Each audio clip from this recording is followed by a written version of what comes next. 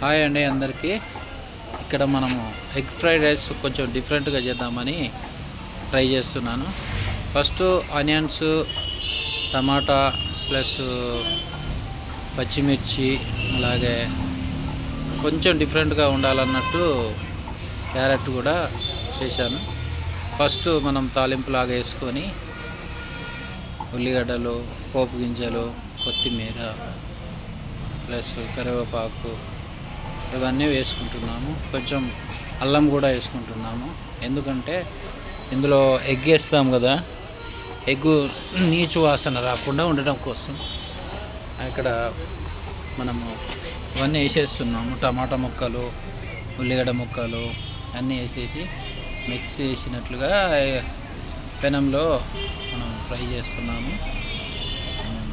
చూడండి, కొంచెం ఉప్పు వేసాను. రుచికి తగినంత ఉప్పు వేసుకోవాలి. అలాగే పక్కన ఒక కడాయి పెట్టుకొని అందులో ఉప్పు, కారం వేసి నూనె పోసి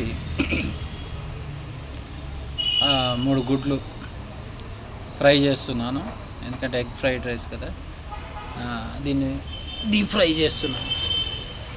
మధ్య మధ్యలో ఇక్కడ ఇటు సైడ్ ఇది కూడా ఈ టమాటా ముక్కలకి ఇట్లా వేసాం కదా, ఇది కూడా మంచిగా గరిటెతో కలయబెడుతున్నాను.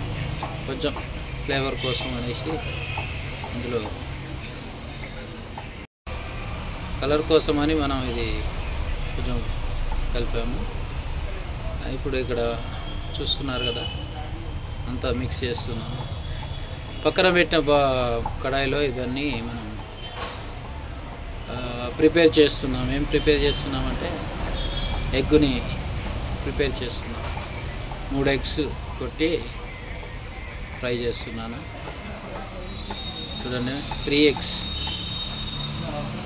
డీప్ ఫ్రై చేస్తున్నాను. డీప్ ఫ్రై మనం ఎగ్ బుజ్జి అంటాం కదా, ఆ టైప్లో చేస్తున్నాను. ఎగ్ బుజ్జి లాగా చేసేసి చూడండి ఎంత బాగా చేశాను. చూడండి, చాలా డీప్ ఫ్రై అయింది. అది తీసుకొచ్చి ఈ యొక్క రైస్లో మిక్స్ చేసేసాను. మంచి కలిపేసుకోవాలి, కింద నుంచి మీద దాకా బాగా కలుపుకోవాలి. ఎందుకంటే ఈ ఎగ్ బుజ్జి ఉంది కదా, అంటే ఆమ్లెట్ కాకుండా మనం ఎగ్గుని మొత్తం చూరు చూరు లాగా చేసేసి మిక్స్ చేసేస్తున్నాం. మనం ఫాస్ట్ ఫుడ్ సెంటర్లో దొరికినట్లు కాకుండా బాగా చేసుకున్నాము మనము. నా ఛానల్ చూసినందుకు అందరికీ ధన్యవాదాలు. Thank you. సూపర్ ఉంది, మీరు కూడా ట్రై చేయండి.